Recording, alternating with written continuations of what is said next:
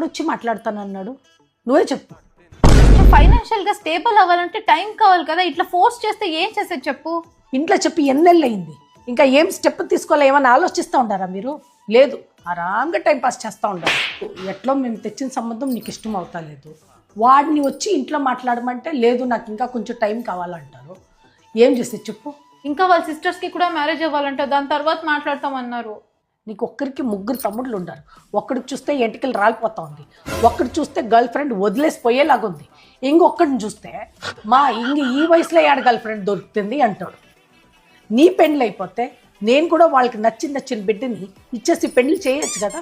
దయచేసి నువ్వు అట్లీస్ట్ మీ పేరెంట్స్ని తొడుకుని ఇంట్లో మాట్లాడితేనే వీళ్ళు సైలెంట్గా ఉంటారు, లేదంటే ఊరికే నన్ను కూడా టార్చర్ పెడతా ఉండరు. మా కానీ వాడు ఇంటికి చిన్న కొడుకు కదమ్మా. కానీ నువ్వు ఇంటికి పెద్ద కూతురు కదా కావ్య. నీ పెళ్ళి తర్వాతే వాళ్ళ పెళ్ళిళ్ళు చేస్తాను నేను. వాడు వాళ్ళ పెళ్ళి అయినాకనే వాడు పెళ్ళిళ్ళు చేసుకుంటాడు. చెప్పు నేనేం చేసి. ఒక పని చేయమా, నువ్వు ఫస్ట్ గుండుకి బబ్లుకి భరత్కి ఇచ్చేసి హ్యాపీనా. మన ఇంట్లో మీ పెద్దమ్మకి తెలుసు, మీ అత్తకి తెలుసు, అందరికి తెలుసు. ప్రతి ఒక్కరు నన్ను అడుగుతారు, ఆ అబ్బాయి వచ్చి ఎప్పుడు మాట్లాడతాడు, ఆ అబ్బాయి వచ్చి ఎప్పుడు మాట్లాడతాడు. ఏం చెప్పేది నేను వాళ్ళకి? ఎప్పుడు వచ్చి మాట్లాడతాడని చెప్పేది చెప్పు.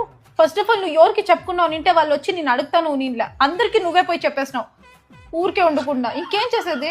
ఆడిపోయినా అడుగుతారు, మీ కావ్యకి ఎప్పుడు పెండ్లి, మీ కావ్యకి ఎప్పుడు పెండ్లి అనేసి. మాట్లాడతాను అన్నాడు, మాకు కొంచెం టైం. చూడు నీకు 1 నెల టైం ఇస్తా ఉంటాను. వాడు వచ్చి మాట్లాడితే సరి, లేదంటే మాకు ఆడ నచ్చుతుంది ఆడ పెళ్లి చేసి పంపిస్తాం. ఇప్పుడు వీడు కూడా వయసు పెరిగిపోయింది. చూడు వాడ బాధ చూడు.